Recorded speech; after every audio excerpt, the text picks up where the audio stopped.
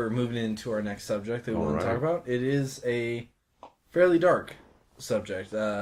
Very controversial, a lot of people are up in arms on both sides. The issue, of course, I'm speaking of is the Batgirl 41 variant cover. Yeah, I think this one... Now, don't get me wrong. Maybe go ahead and explain it before I start. Yeah, so for those of you that don't know, an artist by the name of Raphael Albuquerque. Yeah, who does really good work. Does amazing work. I'm a huge fan. He's done 8. He's done American Vampire, which is one of my favorite vampire stories of all time. But he's a comic book artist, essentially. He did this variant cover for DC for their Joker month, which is happening in, I believe, June. One of these months coming up. And yeah, it's for a big reason, too. It's for this big wrap-up of the Scott Snyder, Greg Capullo Endgame, which is this big, important Joker storyline. This is really going to affect Batman for... I think it's going to be as important as storylines like Hush and The Killing Joke and stuff like that. Yeah. But speaking of The Killing Joke, actually, perfectly transitioning once again, like professionals, he created this cover of for Batgirl that was one made an homage to The Killing Joke, which was Alan Moore's storyline that we've touched on a couple times. Yeah. But in this storyline, the Joker shoots Barbara Gordon, who is Batgirl. Yeah, and cripples her, making her the Oracle in later Batman lore. And then he strips her down and takes pictures of her naked, bleeding body to show to her father, Commissioner Gordon, in order to drive him insane. Yeah, like as has Gordon... Well, just read The Killing Joke. Yeah, just read The Killing Joke. It's dark, it's messed up, but it is a storyline I do suggest. Combines Alan Moore and Batman. Alan Moore, of course, did Watchmen and V for Vendetta. Yeah. So it's going to be a dark storyline. Yeah, it's really good. Anyways, this cover, back to the cover. It got a lot of flack. In fact, so much that DC pulled it. Yes, DC pulled it, and the cover was the Joker behind Batgirl holding like a finger gun to her head and having like an actual gun over her other shoulder. And she is paralyzed in fear. She's crying in this, and she has this smile on her, this painted on smile on her face, assumingly like out of blood. Yeah, like a Joker. And it is a very dark cover. The Joker's wearing a lot of clothes that he wore in The Killing Joke, and it was an obvious reference to that. It's an obvious reference to The Killing Joke. But it did catch a lot of flack. Batgirl's wearing her modern costume. Yeah, her new costume from just a couple months ago. Yeah, and it makes you wonder, like, what's actually going to happen in the whole in-game storyline. So this was honest. I think this was a variant cover too. This wasn't the normal. Yeah, the cover. Joker month covers, they would be released with their standard covers. Yeah, and also there would be a Joker month cover that was released with. Yeah, so my initial reaction to this was like everyone who was given this a lot of flack, and they had good arguments saying that it's not cool to show women victimized in this type of sense, or helpless, or whatever. And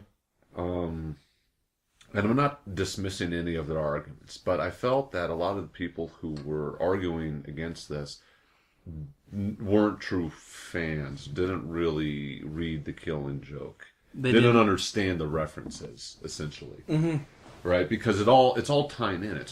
This is all part of a tie-in for a big Joker storyline, the end of an era of Batman. Yes. Right? And Batgirl's a part of that. Batgirl was a huge part of The Killing Joke. She's going to be, she's going to be a part of the Endgame and all that. She already is a part of the Endgame and all that. So, and she was a massive part of Killing Joke, and really affected her character from then on out. So it's a really important relationship between her character and the Joker. I mean, there's more than just Batman have very personal relationships with the Joker. Batgirl is definitely one of them. Jason Todd. is certainly the other. Yep. Who was fucking beat to death by the Joker. With a crowbar. Right? Beat to death. Yeah. Side note, watch Under the Red Hood movie. If you haven't, great movie. And here's dealing with that. Here's my point. That if Red Hood and the Outlaws number 41 variant cover in game featured Jason Todd lying down crying with a Joker face painted smile on him and the Joker standing over him with a bloodied crowbar, that cover wouldn't have been pulled. Yes. Just as iconic a moment with a Batman character, right? Yes. Wouldn't have been pulled. Mm-hmm. So that's where I think we're taking modern. And here's another thing. I also don't think that this Batgirl cover would have been pulled if 50 Shades of Grey didn't come out recently, which garnered all sorts of flack towards the whole victimization and bounding of women and all that kind of stuff, right? Okay. Really sort of launched that into the public attention. And has been something that has very minor, but still kind of, has a little bit of those themes to it. Yeah. Being announced within pop culture, I think there's still a lot of recent fervor and feedback for that. You know, I think if this cover, I think it's just weird timing, honestly. And I'll be the first to say, DC's done some really fucked up and stupid shit when it comes to women, especially in comics. Oh, 100%. But I really don't think that this variant covers one of them. Yeah, I understand the argument on both sides. I understand it is very much a victimization cover. I mean, that was the point. He stripped her down, took naked pictures, and showed them to her father. Yeah. It was a victimization thing. Yeah. But it was also such a integral part of her past and what made her who she is as a hero. Right. That I also understand why the cover was made in the first place. Yeah. And let's not kid ourselves.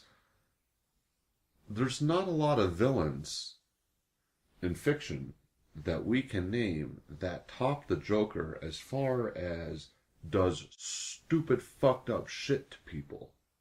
And it's rightfully terrifying. Yeah. Right? The Joker is one of the most terrifying villains in history, in my mind, because in literature ever. He doesn't care about anything. He just does this because it seems funny. In his own words, because it seems funny. Sure, yeah. He's the true epitome of psychopath.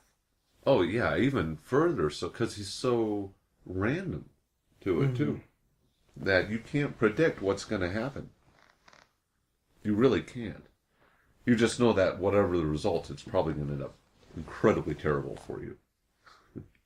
Yeah, and I think the Joker storylines that I found the most disturbing and terrifying are the ones where he deals directly with Batman. And I've said this before, but I'll say it again. The Death of the Family story arc from Scott Snyder is one of those just terrifying Joker stories. Oh, yeah. Because his rationale behind all these things he does is he kidnaps the entire Bat family, all the Nightwing, Red Hood, Batgirl, all of them, and essentially threatens to kill them and gives them Joker talks and all this kind of stuff. But the rationale behind why he did this is because all these people are making you human, Batman.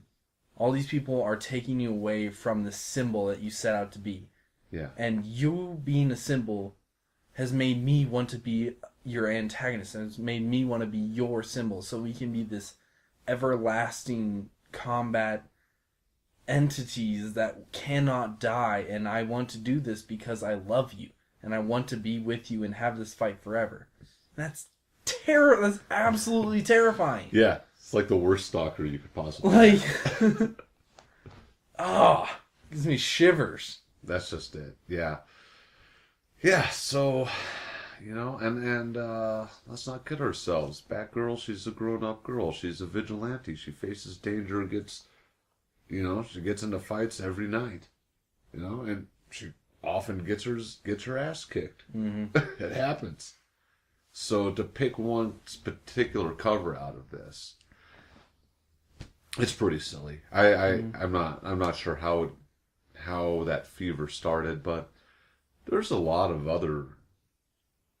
I honestly thought that cover was pretty tame because I've seen all sorts of variants throughout, in my day, or just comic book covers in general, both Marvel and DC, that had stuff that I thought would be far more offensive.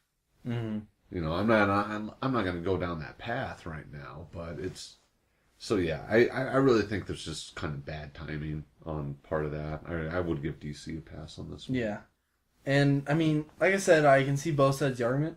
What is not cool and what is 100% fucked up is the threats of violence that came around this. Not to the artist, but to people opposing the cover. That's just a bunch of just, random anonymous jerks on the internet.